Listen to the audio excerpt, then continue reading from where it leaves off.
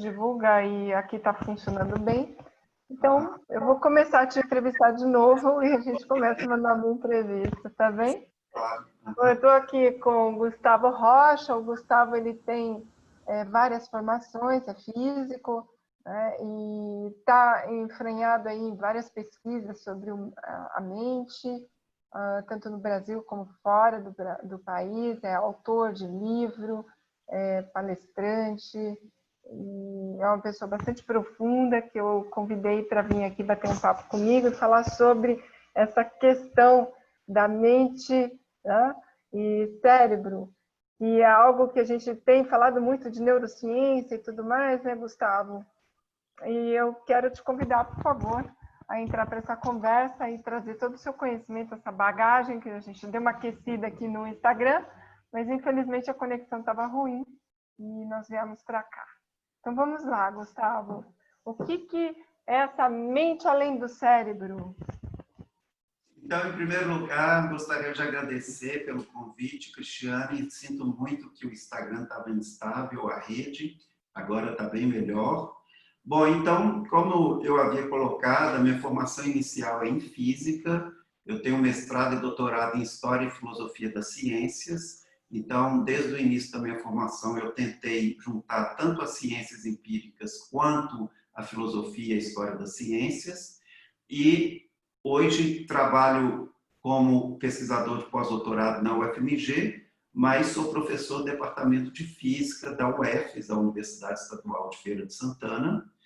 E no meu pós-doutorado anterior ao atual, eu trabalhei na Universidade da Califórnia em Berkeley, onde eu fui um pesquisador visitante entre 2016 e 2018 e tive como objeto da minha pesquisa um estudo de caso. E esse estudo de caso foi um grupo de 40 a 50 pesquisadores que durante 15 anos, aproximadamente de 1998 até 2012, se encontraram regularmente nesse Centro de Teoria e Pesquisa do Instituto Esalen. O Instituto Esalen é um instituto que eu gosto de chamar de uma espécie de spa espiritual. Então, ele tem um lado comercial, que ele foi e tem sido, desde 1962, quando foi fundado, a meca do movimento do potencial humano, cujo objetivo é desenvolver a teoria e a prática do desenvolvimento do potencial humano. Seria como uma escola do professor Xavier, do X-Men, onde os alunos são aqueles que querem aprender a desenvolver as suas capacidades sobre-humanas. E, nesse sentido, ele tem esse lado comercial, que são workshops que tem durante o ano inteiro. Esses workshops vão desde tai chi, meditação, massagem, até psicodélicos e neurociências, palestras, workshops, etc. Então, é muito rico, basta entrar no site do Instituto Esalen para ver a oferta enorme de workshops. No entanto, tem uma parte que é uma parte de pesquisa, e essa parte acontece também desde o início do Esalen, e acontece através desse centro de teoria e pesquisa. Nesse centro, você entra apenas a convite, porque é um estudo acadêmico, científico, e eles têm iniciativas várias ao longo das décadas. Então, essa iniciativa específica que eu estudei foi chamada de Survival Seminar, Seminário da Sobrevivência, que é uma referência a um livro do Frederick Myers, do final do século XIX, que era uma tentativa de pesquisar quais evidências empíricas existiam até então, mais de 100 anos atrás, para pensarmos a possibilidade de sobrevivência de alguma coisa da nossa consciência à morte corpórea. Então, eles usaram esse termo, Seminário da Sobrevivência, para se referir a essa pesquisa do Frederick Myers. Só que eles queriam atualizar essa pesquisa, entendendo que, nesses últimos 100 anos, muitas coisas foram feitas, descobertas e pesquisadas que o Frederick Myers não sabia. Então, essa proposta de atualizar esse tipo de pesquisa sobre a sobrevivência foi o que motivou inicialmente esse grupo. Só que, na linguagem da filosofia contemporânea, isso se coloca na relação da mente e do cérebro, ou seja, no problema de entender como que uma série de mecanismos puramente neurofisiológicos produzem a consciência que a gente tem na nossa vida cotidiana e faz parte da nossa experiência humana. Nesse modelo padrão que nós temos hoje, que é um modelo fiscalista ou materialista, ou seja, que entende que a consciência pode ser reduzida ao funcionamento do cérebro, não há nenhuma possibilidade de sobrevivência da consciência à morte, porque com a morte o cérebro para de funcionar, e se o cérebro produz a consciência, então a consciência também deixa de existir. Mas há evidências empíricas de fenômenos raros, anômalos, extraordinários da consciência humana, que mostram que, às vezes, a consciência tem uma efetividade no mundo a despeito do cérebro não estar funcionando.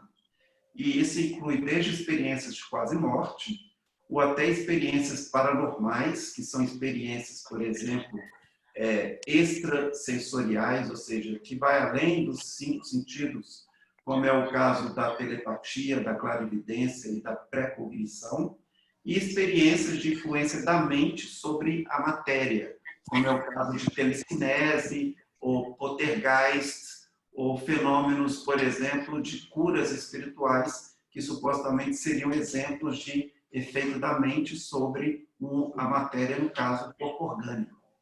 Então, há uma série de experiências e de fenômenos que são pouco estudados ou não estudados o suficiente, que quando você junta aquelas pecinhas, você começa a ver um quebra-cabeça que sugere que a consciência é algo mais do que simplesmente o produto do cérebro. Então, a consciência entendida como produto do cérebro, hoje é muito próximo da metáfora do computador, onde o cérebro seria o hardware, a máquina, e a mente seria o software. Então, o software subexiste por causa da máquina. Se a máquina deixa de existir, o software deixa de existir. Na metáfora que eles preferem, é a metáfora do filtro. A metáfora comum para nós do rádio e da televisão. Se eu desmontar um aparelho de televisão, eu não vou encontrar dentro do aparelho os personagens do filme que eu estou assistindo. Porque a função do aparelho é apenas filtrar o sinal para que eu possa assistir o filme. Então, nesse sentido, se o cérebro é um filtro também, como a televisão ou como o rádio, o conteúdo da consciência não pode ser encontrado no cérebro. Então, nesse sentido, o cérebro filtra a consciência, não produz a consciência. E por que essa metáfora é a metáfora que eles preferem? Porque muitos desses fenômenos, eles mostram que, de certa forma, a consciência está produzindo certos conteúdos incomuns justamente no momento que o cérebro está comprometido ou danificado. É o caso de experiências de quase morte, é o caso muito comum de experiências místicas, é o caso muito mais provável de fenômenos paranormais, quando a consciência está num estado de menos vigília, como estado de sono ou estado de hipnose, aumenta as probabilidades desses fenômenos acontecerem. Como é o caso...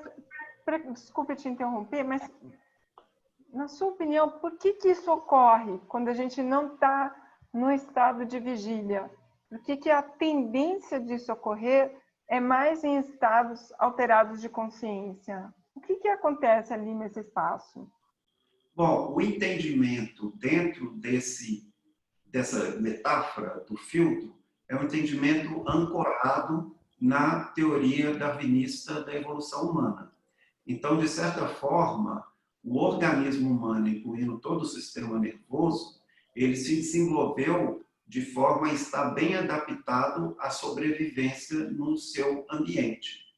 Então, o cérebro, ele filtra, nessa metáfora, tudo o que é desnecessário para a sobrevivência.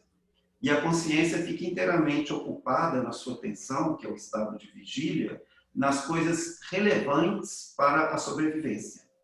Quando a pessoa, digamos, tem o cérebro danificado, ou essa ancoragem no mundo da sobrevivência é comprometida ou danificada, ou essa vigília contínua para a sobrevivência descansa, Então, outros conteúdos que supostamente não são necessários para a sobrevivência começam a passar e não são filtrados. Então, a ideia é sempre uma ideia entendida na chave darwinista. Então, por exemplo, várias práticas espirituais é um exercício de inutilidade, vamos dizer assim. A meditação, ela não tem utilidade nenhuma, a princípio, embora ela tenha efeitos secundários que são favoráveis à saúde humana. Mas, a princípio, é uma atividade que não está focada na sobrevivência. Ou como é o caso quando a pessoa tem uma experiência de quase morte e o cérebro está quase sem funcionar. E tem casos, inclusive, que tem período de morte cerebral, a pessoa é ressuscitada e ela traz conteúdos desse período que ela jamais poderia saber dentro do modelo que a gente tem materialista do cérebro como produtor da consciência. Então, de certa forma, essa é a ideia. O caso, por exemplo, de síndrome de Savant, são pessoas que têm uma deficiência cognitiva congênita de nascimento, na maioria das vezes, mas às vezes pode ser também provocada por um acidente que danifica o cérebro, e aí a pessoa acorda com a síndrome de Savant, de coma, ele vira um virtuoso do piano, sem nunca ter estudado piano na vida. Então, esses casos existem, de síndrome de Savant, e, de novo, você tem associado uma deficiência do cérebro com um talento extraordinário. Então, para pegar um caso famoso, que é o Peak, que foi esse americano, que deu origem ao filme Rain Man, que é justamente um filme sobre dois irmãos, e um irmão tem síndrome de Savant. Esse filme foi inspirado num caso real de savantismo. Então, esse senhor, ele conseguia ler um livro, cada página com um olho diferente, em segundos, o que nós levamos minutos, e ele jamais esquecia nada que ele leu. Então, ao final da vida dele, ele tinha lido mais de 20.000 volumes e sabia tudo de cor. E ele era um Google humano que era levado nas escolas como uma curiosidade, porque as pessoas podiam fazer qualquer pergunta, porque ele sabia tudo. Ele era um Google, literalmente, ele sabia tudo. Gustavo, então, como que a gente pode absorver esse conhecimento, esse conteúdo, né? A gente já tem provas da ciência, devido a uma alteração, nós usamos a nossa capacidade máxima, é assim que eu estou interpretando, né? Nós temos uma capacidade cerebral muito além daquilo que a gente imagina que somos capazes, né? E aí, quando tem uma intercorrência como essa pessoa, ela utiliza o nosso cérebro na sua potencialidade máxima. O que poderia, por exemplo, provocar isso em nós, sem que nós sejamos acometidos por uma doença, ou por um mal súbito, ou, sabe, ou por uma experiência vida-morte? Como que você percebe isso? Já chegou a um estudo mais profundo sobre esse tema?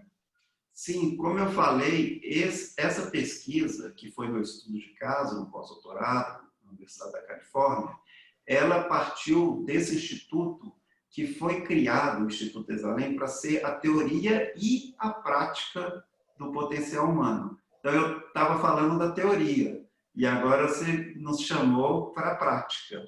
Quais são as técnicas, os métodos que pode proporcionar que esse potencial que supostamente todos nós temos se manifeste?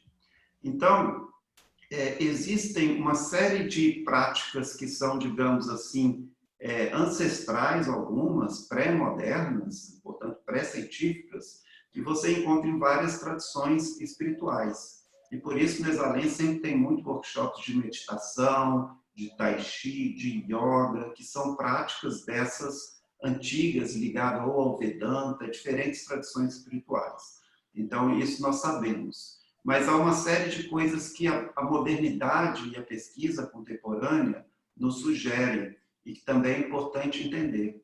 Por exemplo, no caso do síndrome de Savant, o que eu acho muito interessante é que essas pessoas têm uma deficiência. Então, por exemplo, esse senhor que memorizava tudo que lia, ele não conseguia se alimentar, se barbear ou amarrar o próprio sapato.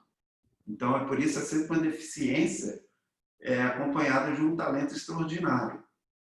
E o que esses pesquisadores de síndrome de Savant descobriram ao longo dos anos é que, para tratar dessas pessoas, o que é uma coisa importante para as pessoas que têm síndrome de Savant e para as famílias, a pergunta que se colocava inicialmente entre esses pesquisadores era se o esforço devia ser colocado em remendar as deficiências, ajudar a pessoa a superar suas deficiências, ou deveria ser utilizado o esforço mais para desenvolver os talentos.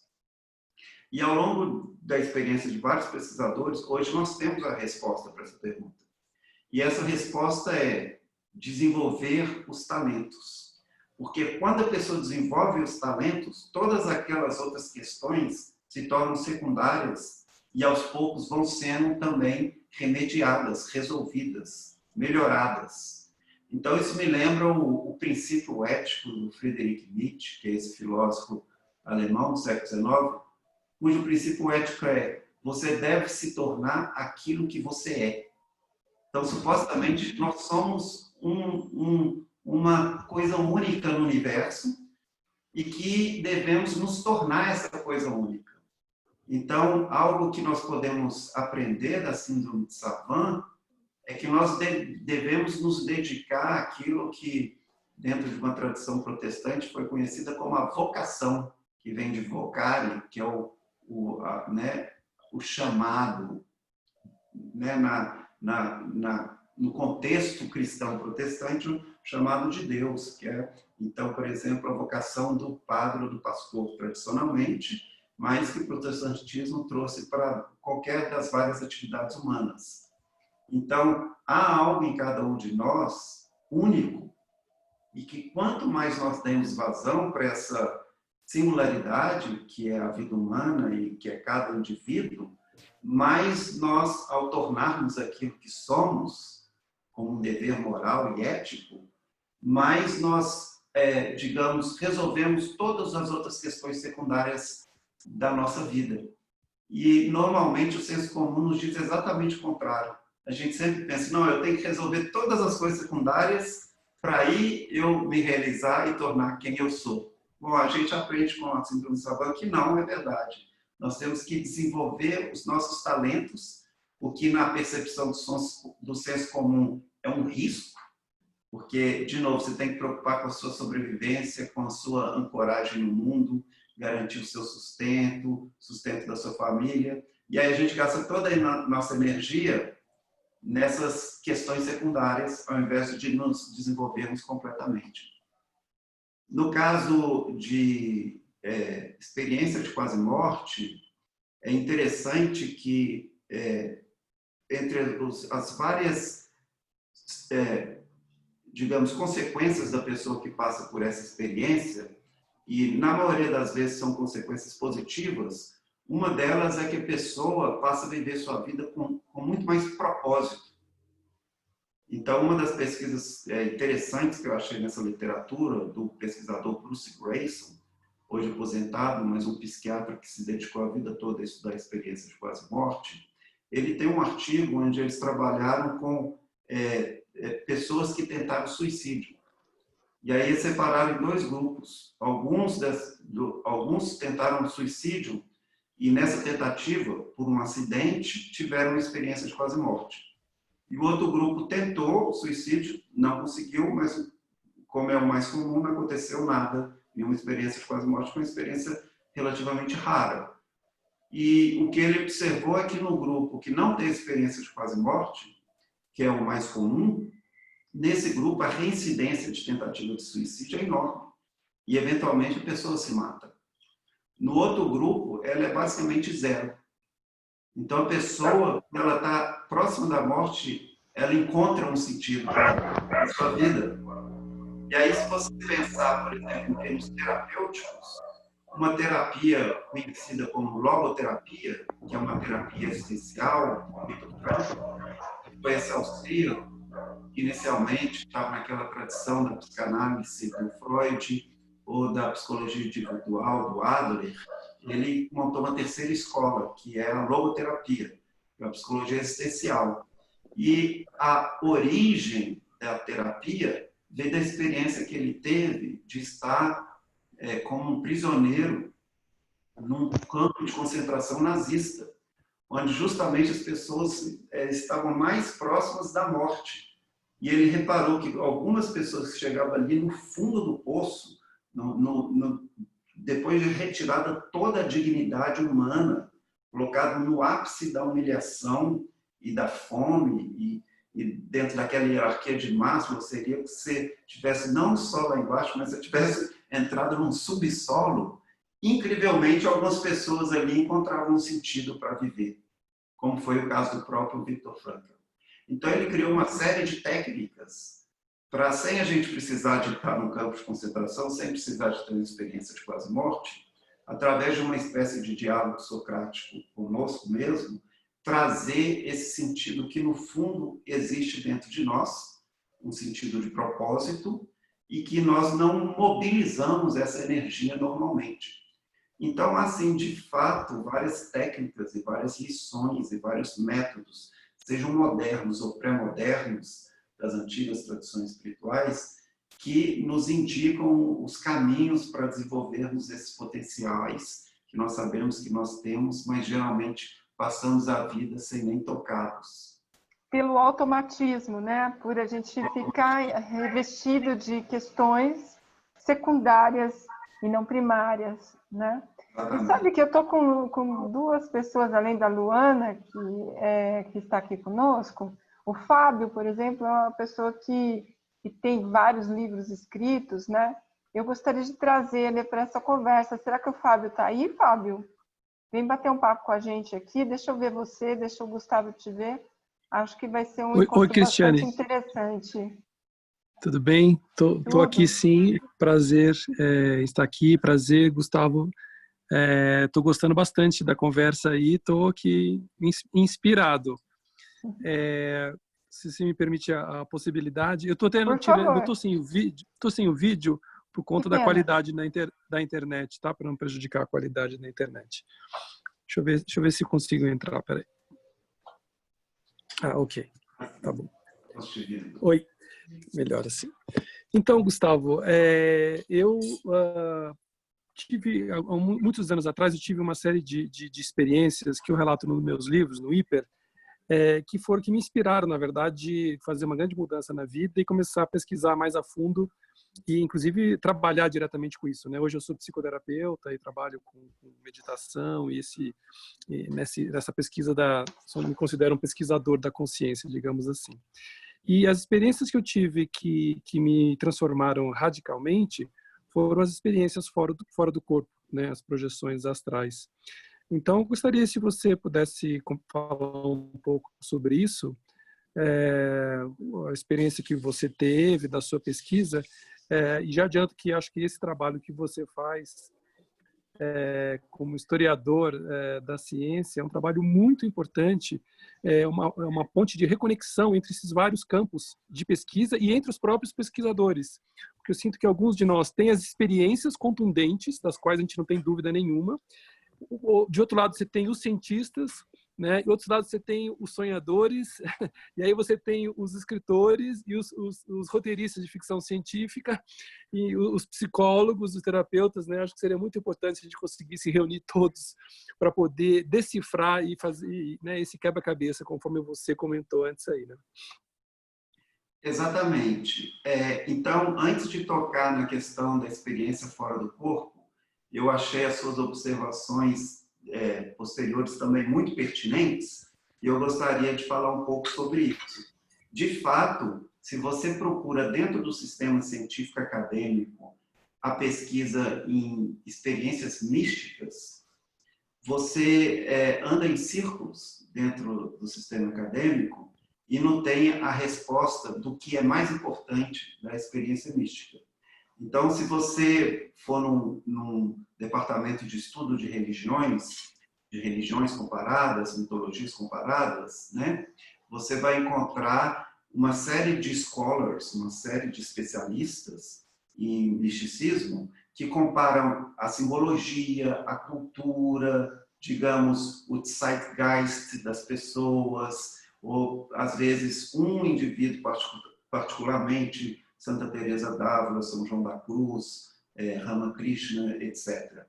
E aí, se você pergunta, não, mas o que a experiência mística nos informa sobre a identidade humana, sobre nós mesmos, sobre o sentido da existência, ou sobre o tecido da constituição da realidade? Ele vai falar, realidade? Isso não é comigo. O meu trabalho é hermenêutico. Eu faço leitura de textos e faço comparação entre textos. Se você quiser saber sobre a realidade, você deve procurar um físico, talvez. E aí o físico vai te falar que não existe nada disso na descrição da realidade que ele está fazendo. Nada próximo que compara isso. Talvez ele vai falar, não, isso é uma ilusão do cérebro. Talvez você procure um neurocientista.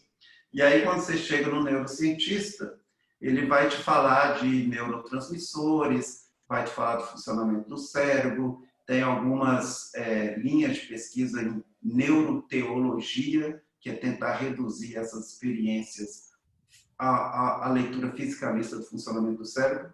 Todas essas explicações, eu posso adiantar, são insatisfatórias, e aí você não consegue montar o quebra-cabeça. Então, essa iniciativa... São verdades parciais, né, Gustavo? Como que no Wilber disse, tudo é uma verdade, mas são parciais, nada tá junto, né? Tá compactado, né?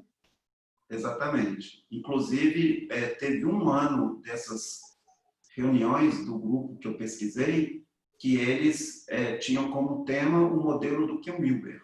Porque o Ken Wilber e o Michael Murphy, que fundou o Exalem e fundou esse grupo em particular, eles eram amigos, né, desde o início de suas vidas de pesquisadores e buscadores, né? Mas o Michael Murphy, ao invés de fazer grandes taxonomias, como o Ken Wilber faz, ele gosta mais da parte mais empírica, que é o que trata o meu trabalho, né? Mas se você buscar os livros do Ken Wilber, quando ele fala da prática integral, ele sempre faz referência ao Michael Murphy. Ele indica sempre The Life We Are Giving, como uma primeira tentativa de prática integral, e The Future of the Body, que também é um livro enorme, onde já se sugere uma prática integral. Mas, justamente, voltando à pergunta, o que acontece? A especialização é uma fragmentação. E por isso eu uso uma metáfora da psicologia profunda, das psicoterapias, que é a metáfora da sombra. Nós sabemos que é a fragmentação da mente que gera a alienação de uma parte, ou de várias partes dessa mente que foi fragmentada. Ela cai no esquecimento. Ela sai da atenção, da consciência. Então, é a sombra desse ego. Então, vamos supor que existe um ego, um self científico. Ele também tem a sua sombra. E a sua sombra é produto da especialização dos saberes do sistema acadêmico científico moderno, cuja fragmentação gera um esquecimento. E aí nós não conseguimos mais fazer essas ligações transdisciplinares que nos façam entender o todo.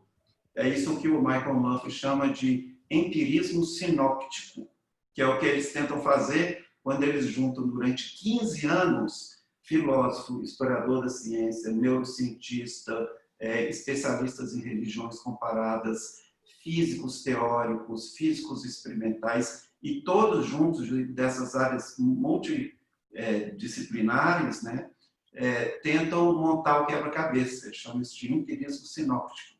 A tentativa é de encontrar uma grande síntese, mesmo que seja uma provisória síntese, algo que sugere o caminho que nós estamos tomando, mesmo que ela não esteja completa. Então, é isso que eles tentam fazer.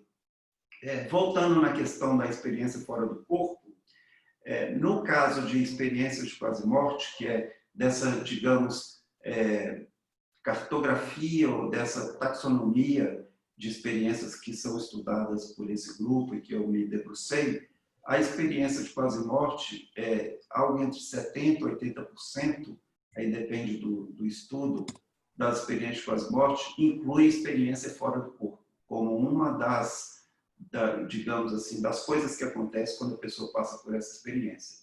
E os casos mais impressionantes são aqueles que a pessoa ou está em morte cerebral, ou está em quase morte cerebral, e ela relata coisas no ambiente do sétimo cirúrgico, normalmente, às vezes, inclusive, fora da sala do hospital e fora do próprio prédio do hospital, e que depois, quando a pessoa conta, não apenas todos da equipe envolvida confirmam o que ela falou que estava se passando, como há casos que coisas fora do prédio são pessoas do grupo de enfermeiros e médicos e tal, descobrem que, de fato, aquela descrição estava correta, sendo que, supostamente, no modelo tradicional, a consciência não devia existir quando o estado do cérebro é próximo da morte cerebral ou em morte cerebral. Nenhuma consciência deveria existir. Mas é porque é na metáfora do cérebro produzindo a consciência. Na metáfora do grupo Sorsen, do cérebro como filtro da consciência, então isso faz sentido. Porque o filtro, ele justamente filtra para adaptar a nossa sobrevivência. Quando esse filtro está comprometido, ele deixa passar coisas que supostamente não era para passar numa perspectiva meramente darwinista. Então, você tem consciência de coisas que você não teria no estado normal. Então, Gustavo, desculpa. Eu queria te fazer uma pergunta também, mas eu quero... Está muito interessante, quero que você conclua, por favor, para eu não te cortar, não te interromper. Eu quero fazer uma pergunta. Sim, bom, então eu sei que experiências fora do corpo são bastante comuns. Eu, por exemplo, já tive no contexto de sonhos lúcidos. Então, quando eu era mais jovem, eu deliberadamente induzia sonhos lúcidos. E uma vez nesses sonhos, eu vou colocar entre aspas, que na linguagem científica você sempre busca um termo neutro, mas eu tentava sair do meu corpo, porque é uma experiência agradável, de estar flutuando, voando, alguma coisa assim. Mas, no entanto, a despeito das minhas tentativas, eu nunca verificava nada do mundo que estava acontecendo quando eu tinha essa experiência. Então, assim, o que me impressiona nesses casos experientes com a morte é que são experiências de fora do corpo verídicas, que o que importa para esses pesquisadores, para diferenciar de uma alucinação, que, sob o ponto de vista clínico, praticamente não há diferença, é verificar que aquilo que a pessoa relata, de fato, existe ou existiu no mundo. Então, essa que é a parte mais impressionante para mim. E os casos são centenas de casos. Então, assim, as evidências empíricas têm um peso muito forte. Né? Então, eu tive uma... simplesmente, eu tive uma das primeiras experiências que eu tive foi justamente isso. Eu fui na casa de uma pessoa e durante a noite, numa projeção, e vi uma cena dela, tal, estava na casa dela, tal, e no dia seguinte eu liguei para ela e descrevi a cena, daí ela confirmou, nossa, assim, detalhes, assim, tudo que tinha acontecido. Desculpe, Cristiane, você ia perguntar isso. Imagina. Eu só queria perguntar se essa Miriam Silva que está aqui, a Miriam de Boston, é você, Miriam? A gente não está te vendo? Querida, que delícia ter você aqui. Você está em Boston, é? Eu estou sempre te acompanhando, Cristiane. Sempre na medida do possível, aprendendo com você.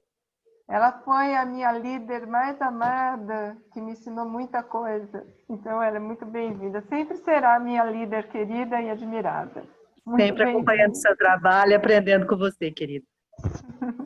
Para quem me ensinou desde o princípio, isso é uma honra para mim. Muita gratidão. Eu queria te fazer uma pergunta, Gustavo. Por exemplo, eu tenho participado de alguns momentos onde tem pessoas, e queria saber se isso se inclui na sua pesquisa, né? Eu tenho participado de vários momentos de pessoas que são tomadas por entidades, né? Outro dia, por exemplo, sábado passado, um deles falou, olha, tem um quadro, tal, tem um objeto na frente desse quadro, essa pessoa nem sabe onde eu moro, não conhece nada da minha vida, não sabe nada, tá? Tem um objeto na frente, tira esse objeto, tá? Tá. A pessoa simplesmente descreveu o que estava na frente deste quadro, né? Aí eu cheguei na minha casa, eu falei, caramba, sabia até o que tinha dentro do objeto. E essa pessoa não sabe onde eu moro, não sabe o que eu tenho na minha casa, não sabe nada, né?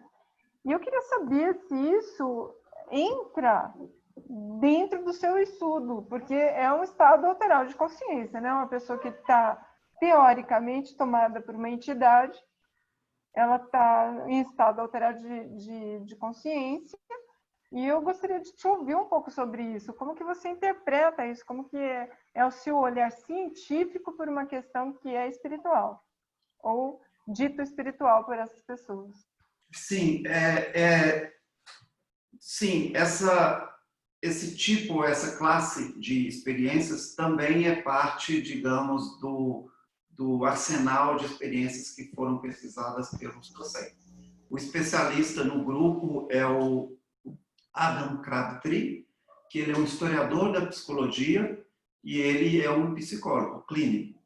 E se tornou, por um acaso da história dele, ele acabou se tornando um dos maiores especialistas em personalidades múltiplas. Então, ele mora em Toronto, no Canadá, onde ele atende, e sempre que colegas, pessoas que conhecem o trabalho dele, têm algum caso de personalidade múltipla, possessão ou obsessão, mandam para ele, porque ele já é acostumado a trabalhar com esses casos. Ele tem um livro que chama The Multiple Man, onde ele conta cerca de umas 2 dúzias de casos clínicos dele, né? E ele é um historiador, então ele mostra, assim, e eu posso passar a farta literatura dentro da história da ciência, essa é uma história que você começa com o exorcismo, né, no final da Idade Média, até esse período no século XVIII, que é o período que o Mesmer contrapõe a narrativa exorcista e cria o que ficou conhecido como magnetismo animal, ou mesmerismo, que no final do século XIX vai ser rebatizado, embora não seja exatamente a mesma coisa, por esse médico inglês, Bright, de hipnotismo. E que no início da psicologia moderna, essas correntes de psicologia profunda, esses pesquisadores como Freud, William James, Frederick Meyer, Charcot, Pierre Janet, todos eles pesquisavam esses tipos de fenômenos. Era comum também, era a grande onda do espiritismo nos 2 lados do Atlântico. E eu falo aqui da América do Norte e da Europa, mas nós sabemos, no caso do Brasil, principalmente na América do Sul, também importamos da França, mas era o grande período do modismo, do espiritismo, e eles pesquisavam cientificamente esses fenômenos dentro dessa linguagem, né? Peço desculpas. Dentro dessa linguagem científica, que é o começo da parapsicologia, tanto na Inglaterra quanto nos Estados Unidos. E o William James, a Miriam mora em Boston, William James pesquisou essa médium em Boston, que é a senhora Piper, no final do século XIX, e ele pesquisou vários médiums. Então, a nomenclatura muda. No DSM-5, você tem hoje a psicopatologia chamada distúrbios de dissociação. Se você for um pouco atrás, você tem a classificação personalidade múltipla, que não é usado mais. Mas o nome mais neutro que se usa dentro dessa pesquisa é centros secundários da consciência, porque esse é o mais neutro no sentido que tem menos interpretação possível na hora de nomear o fenômeno, né? E aí, esses centros secundários da consciência pode, na linguagem mais religiosa, entender como possessão, obsessão, mas pode também ser entendido numa linguagem da psicologia moderna como fenômenos dissociativos e personalidades múltiplas. E o Crabtree faz várias diferenciações desses fenômenos. O problema começa quando, depois de um longo esforço para desenvolver a psicologia dinâmica, a psicodinâmica, e entender a origem, digamos, num trauma original que fraturou a consciência e que personalidades se desenvolveram paralelamente na mesma pessoa, então você faz essa revisão biográfica e acha a origem da fratura. O problema é que em alguns casos de obsessão, por exemplo, ou de possessão, você não acha. Você não consegue fazer essa etiologia. Então, a entidade que possui o sujeito, ela desaparece tão repentinamente quanto ela aparece. E o Adam Crabtree tem vários casos clínicos desse tipo. Porque dentro da psicologia moderna, da psicologia profunda tradicional, esses mecanismos psicodinâmicos, sem menor sombra de dúvida, ele explica 99% dos casos.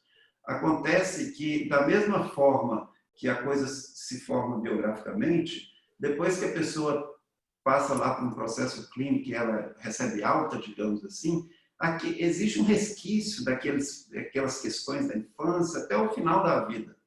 Então, ela melhora em partes, mas não totalmente.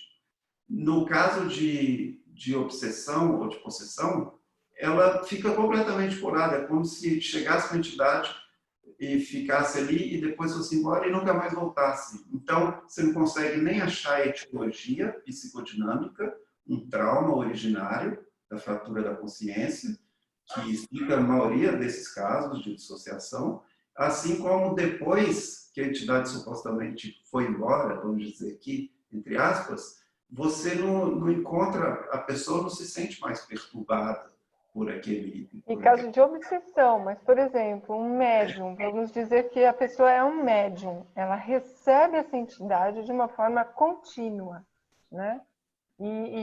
Por exemplo, na Umbanda tem uma série de personagens, né? Exu, caboclo, não sei, tem uma série de... Eu não sei se esse estudo chega com esse olhar. No caso de obsessão, entendi, mas e nesse caso de atuação constante, assim, assim, sob o ponto de vista fenomenológico, a diferença entre mediunidade e possessão é que na mediunidade a entidade é bem-vinda, inclusive ela é convidada a se manifestar. E no caso da possessão, ela não foi convidada, ela não é bem-vinda, ela simplesmente aparece. Essa é a diferença básica sobre... Mas a entidade, desculpe, a entidade no seu estudo, ela é vista como algo que está dentro da consciência, está dentro... como que é vista a mediunidade, por exemplo? Bom, o que acontece? Nesse período, já do final do século XIX, que é a origem de todas essas psicologias profundas, que é o nome que o Bloiler, esse médico suíço, deu para qualquer sistema de psicologia que tem como pressuposto explicativo dos fenômenos psicológicos a existência e os mecanismos de funcionamento do inconsciente. Então, vamos chamar todos esses sistemas. A psicanálise se tornou a mais ilustre, mas o mesmo se aplica para a psicologia analítica do Jung, para as psicologias corporais, como a psicologia reichiana, etc. Tem uma série de psicologias profundas atualmente. Mas no final do século XIX tinha muito mais sistemas que não se tornaram sistemas terapêuticos e não fizeram escola. Mas você tem o William James, pesquisou isso, o Frederic Myers, o Flounois, que foi um pesquisador francês que trabalhou com uma médium durante 5 anos, e ele publicou esse livro que se chama Da Índia a Marte, porque ela supostamente aparecia 3 entidades, que eram vidas anteriores, nas palavras dela. Uma vida teria vivido em Marte, outra teria numa suposta civilização, aí eu lembro que é só na segunda metade do século XX que a gente entende que não tem vida em Marte, né? Mas no imaginário do século XIX era uma possibilidade. Uma vida na Índia antiga e uma vida na França moderna, na época do antigo regime francês. E o Flounois, trabalhando com ela durante 5 anos, inclusive ela tinha uma língua marciana. E ele deu essa língua, esses escritos, para o maior linguista da época, que foi o Saussure, que é o pai do estruturalismo na linguística, né?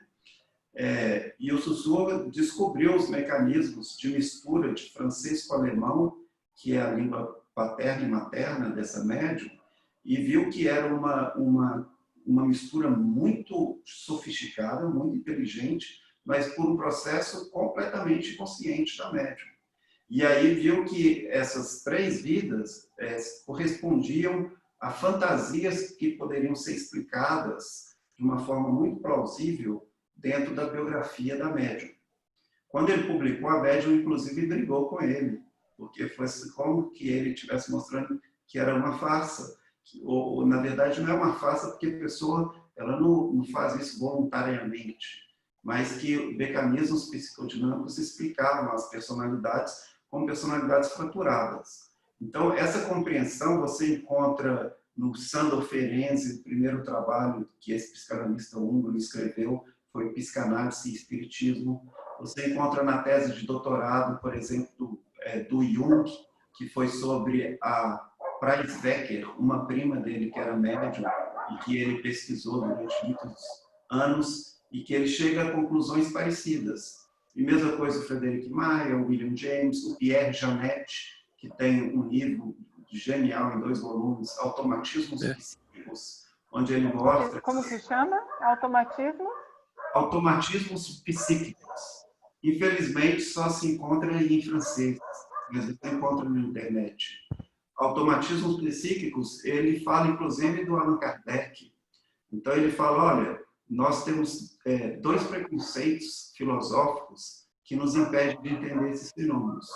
O primeiro preconceito é acreditar que toda ação inteligente é consciente, como acreditava o Descartes e toda a tradição cartesiana da filosofia moderna.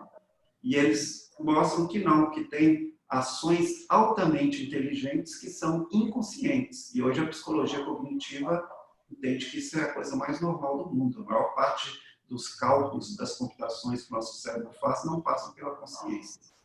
E Gustavo, você tem conhecimento da psicossíntese? Não sei se você já... Roberto Assagioli. Eu sou formado em psicossíntese, né?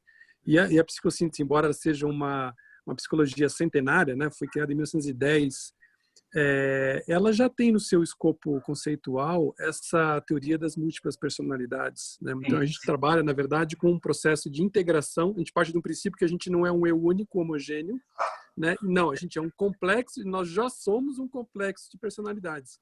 E que, eventualmente, alguma dessas personalidades pode ser uma personalidade exógena, ou seja, pode ser um espírito, pode ser uma entidade, ou pode ser convidado ou não, que se acopla a uma das nossas subpersonalidades. Né?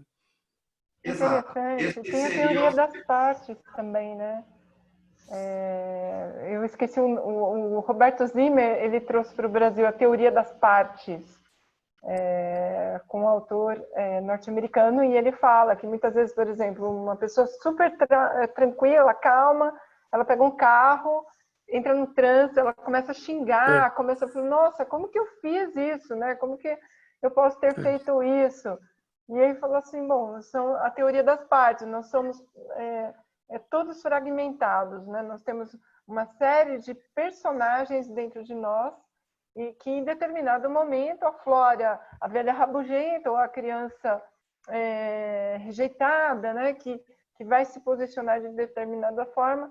E o Zimmer até traz uma questão de tratamento, de como você conversar com essas partes para que elas compreendam o que está acontecendo e dizendo, olha, no passado você utilizou isso para se defender, foi com uma boa intenção, mas agora você não precisa mais disso, eu estou aqui para te proteger, né? Então, tem formas de tratar com isso sobre a teoria das partes. E, desculpa, Gustavo, está muito interessante, quero te ouvir mais. O que eu falava é exatamente o que vocês colocaram. Esse seria o segundo preconceito filosófico que o Pierre Janet indica. O primeiro é acreditar que toda ação inteligente exige uma consciência. A psicologia profunda mostra que não, que existem ações inteligentes sem consciência. E a segunda é achar que a gente tem um self único, coeso, que também é esse código cartesiano, que a psicologia profunda descobre que não é verdade, nunca foi, que é a teoria do self múltiplo. Então, uma vez que você entendeu essas duas coisas, que o self é múltiplo e que muito desses selfies, outros que não esse que eu me chamo de eu, coexistem com o que eu chamo de eu e formam histórias próprias, que na psicanálise tecnicamente falando, é o que é chamado de fantasia. São histórias paralelas que estão ocorrendo num nível subliminar da nossa consciência e que, no entanto, certas pessoas ditas mais criativas, como médiums ou como escritores, artistas, conseguem mobilizar esses personagens e trazer para o palco da consciência. Tanto é que muitas terapias trazem técnicas do teatro, como é o caso do Moreno, certo? Que foi esse psicólogo que criou o psicodrama. E você percebe também que a Gestalt terapia trouxe várias coisas do teatro, e justamente esse self múltiplo está em todos os sistemas de psicologia profunda. Na psicanálise é o ego, o superego e o id. Seria como aqueles personagens dos desenhos da Disney, que tem um capetinha e fala para fazer uma coisa, tem um anjinho que fala para fazer outra, e o ego fica administrando esses dois impulsos. Mas se você pegar a análise transacional, também tem o eu adulto, a criança e os pais. Então, todo sistema de psicologia profunda, de alguma forma, mostra esse self múltiplo numa linguagem, numa metáfora mais útil para operacionalizar na terapia propriamente clínica. Então, são modelos, são sistemas, mas o que eles têm em comum é justamente mostrar que o nosso self é múltiplo, que nós temos várias subpersonalidades. Agora, tem uma diferença fundamental entre os freudianos e os neofreudianos e pessoas como William James e Frederic Marx. E a diferença fundamental é que, no primeiro grupo, eles patologizaram tudo, ou seja, tudo são regressões ou fixações que a gente deve superar ao fortalecer o ego maduro. Já o William James e o Frederic Marx, eles aceitavam tudo isso, mas adicionava simetricamente uma outra parte da narrativa, que é a parte do potencial humano. Às vezes você tem uma personalidade muito mais integrada, ou seja, muito mais capaz, que já está relativamente formada dentro de você, mas ainda não encontrou a consciência. Então, ele existe inconscientemente. E por isso, às vezes, a pessoa no estado de transe, mediúnico ou qual seja, mesmérico, aí depende das contingências históricas e das narrativas e da simbologia de cada época e região, mas o fato é que quando você está nesse estado, você pode despertar essas pessoas que já existem dentro de você, essa pessoa que existe dentro de você, que é mais integrada do que a sua consciência de vigília, e não menos integrada.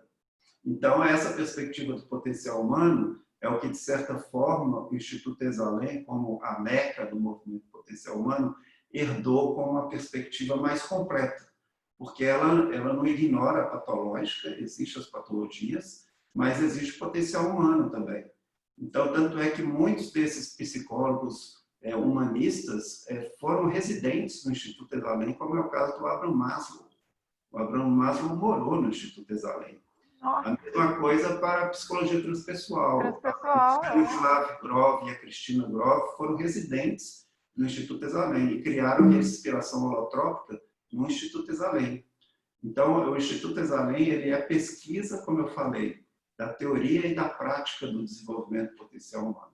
Esse grupo que eu pesquisei é, digamos, a ponta da flecha da parte da pesquisa teórica, científica e acadêmica. A última palavra, digamos, desse agregado de pessoas que, desde 1962, tem refletido sobre esses temas.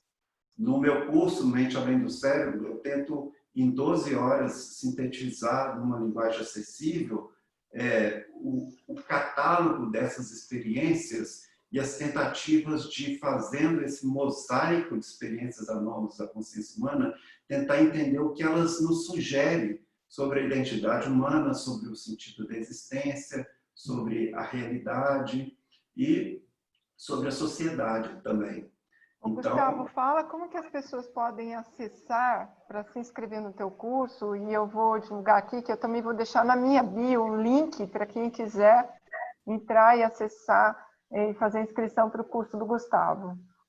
O curso acontece no dia 15 e 16 de agosto, sábado e domingo. Para se inscrever e para ter mais informações, basta ir no site, que é www.mentealemdocerebro.com.br. Mente Além do Cérebro, tudo em maiúscula, sem acento e tudo junto. www.mentealemdocerebro.com.br.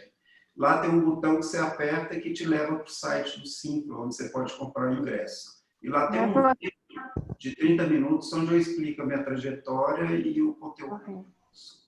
Mesmo assim, eu vou pegar esse link e vou colocar no meu Linktree, na minha bio, e vou disponibilizar, e também vou gravar um vídeo falando, convidando as pessoas para o seu curso, que eu acho que é muito interessante. Nós estamos falando há 1h30, praticamente. Eu gostaria só de abrir o espaço aqui para a Luana, para a Miriam, se tem alguma pergunta. Eu sei que o Fábio tem várias perguntas, eu adoro, por isso que eu fiz questão de trazer ele para cá. Ele já foi entrevistado, inclusive, maravilhoso. Miriam, Luana, querem fazer alguma pergunta? Aproveitar. Só antes de vocês perguntarem, eu só vou fazer uma única pergunta. Gustavo, você tem uma cara de ser muito jovem. E como que você guarda tanta informação na sua cabeça? Quantos anos você tem? Na verdade, eu pareço ser jovem, né? Mas não sei tão jovem. 25. Porque eu completei em julho 41. Eu tenho 41 anos. Jovem, o tamanho de estudo que você tem, todas as coisas que você armazena no seu cérebro, deve ter alguma coisa que você faz para guardar tanta informação assim. Me ensina depois. Depois eu vou ter uma conversa com você à parte. Ou então ensina para a gente aqui que está te assistindo. Olha, Miriam. Gustavo. Desculpa. Vai, Miriam. Pode falar. Miriam, quer fazer alguma pergunta? Não? Luana? A Luana também, tão linda, podia ter aparecido aqui para falar com a gente. É sua parente? A Luana é minha esposa. Também. Então, depois ela pergunta para você. Vou deixar o Fábio te perguntar, então. Não, Gustavo, na verdade, é mais para agradecer, parabéns pelo seu trabalho aí. Quero manter essa conexão com você, porque eu sinto que a gente navega aí no campos parecidos, né? Só queria te dizer que eu fiz essa tentativa de síntese, que esse pessoal de Zalém também fez, né? Eu costumo dizer que é uma síntese criativa, né? Porque eu sou um terapeuta, não sou cientista, não sou geneticista, não sou físico quântico, mas eu tentei integrar criativamente todos esses elementos e eu criei a holossíntese, que é uma abordagem que eu venho desenvolvendo, uma espécie de atualização, digamos assim, uma visão holográfica da psicossíntese, né? E eu vou até te mandar, depois se me passar teu e-mail, eu vou te mandar de presente o Holoplex, que é esse livro onde eu fiz essa síntese e onde eu apresento a holossíntese de uma forma criativa, nessa tentativa também de colocar numa linguagem mais contemporânea e sem a preocupação de ter que estar tudo 100% embasado aqui ou ali, né? Claro que todas as referências científicas que eu pude encontrar, eu busquei, integrei, né? Mas eu também me dei a liberdade de viajar, de criar como se fosse, por isso que eu digo, é um trabalho criativo, uma síntese criativa, né? As referências estão todas lá, mas a tentativa de criar uma nova linguagem também, porque eu sinto que nos falta linguagem para traduzir esses fenômenos, muitos dos fenômenos. Então, tem muitos neologismos, né? A própria expressão holoplex já é um neologismo também, para tentar se aproximar para explicar esses fenômenos que a ciência não explica e todo mundo tem dificuldade de traduzir, né? Então, eu vou te mandar de presente o holoplex, tá bom? Gustavo, e parabéns pelo seu trabalho. Espero que ele mande mesmo, porque ele me prometeu e não me mandou até hoje, sabe? Ah, meu Deus, nossa, agora aí, publicamente, faço questão de mandar. Publicamente, vai ter que me mandar. Vai ser um prazer. Com o maior prazer. Desculpa se eu esqueci de te mandar, mas eu vou mandar. Sim. Gustavo, depois... Oi? Desculpa. Não, eu falava que eu gosto muito da psicossíntese do Roberto Zedioli, e é uma curiosidade, o Michael Murphy foi quem popularizou, divulgou ele na América do Norte, e um dos livros dele, Psicossíntese, é o título, foi publicado por uma editora do Instituto Exalém. E o Michael Murphy, hoje tem quase 90 anos, mas quando ele tinha lá os 30 ou 20, alguma coisa, ele viajou até a Itália para conhecer o Roberto Zedioli E ele estava a caminho da União Soviética, que ele queria também visitar os laboratórios de parapsicologia que existiam atrás da cortina de ferro no leste europeu, país satélite. E curiosamente, o Roberto Assagioli, né, da psicossíntese, ele era psicanalista, ele introduziu a psicanálise na Itália. Exato. Só que o pai dele era cabalista e a mãe era da Sociedade Teosófica, né? Aí a psicanálise ficou pequena com essas referências para ele. Aí ele desenvolveu a psicossíntese. Querido, com certeza. Olha, eu tenho certeza que se a gente ficasse aqui mais 5 horas, a gente ia encontrar assuntos, porque eu acho que assim, tanto o Fábio quanto o Gustavo têm contribuições fantásticas, e para mim foi um presente ter vocês aqui. Miriam, querida, muita gratidão. Luana, obrigado por estar aqui conosco também. E Gustavo, depois a gente vai conversar aí e vamos fazer Foi ótimo. algumas parcerias. Muita Foi gratidão. ótimo. Queria agradecer, Gustavo, agradecer ao Fábio também, a Cristiane. É sempre um aprendizado muito grande. Esse tema é muito interessante e, assim, gostei muito das diferentes focos e visões, como o Gustavo estava falando. Eu acho que das diferentes ciências e olhares para um mesmo fenômeno, né? E depois, quando a Cristiane fala sobre a fragmentalização das coisas, como é bom se a gente pudesse ter uma visão mais holística, né? E olhar um pouco mais pela praticidade das coisas, às vezes saindo um pouco do mundo teórico e olhando para os exemplos que talvez deixassem as coisas serem entendidas um pouco mais de uma forma mais integrada, né? Foi assim uma conversa muito gostosa, muito bom mesmo. Obrigada. Prazer, Miriam. Prazer. Querido, um beijo. Cristiane. Muita gratidão. Foi muito bom ter você aqui com a gente, Fábio, também contribuindo por essa conversa espetacular do Gustavo. E a gente com certeza se encontra mais por aí. Beijo para vocês. Fiquem com Deus. Tchau. E vou disponibilizar no canal do YouTube. Depois eu mando o link para vocês. Tá bom? Ótimo. Obrigado. Tchau, tchau. Tchau, tchau. Obrigada. Tchau, tchau, tchau, Cristiane. Obrigado.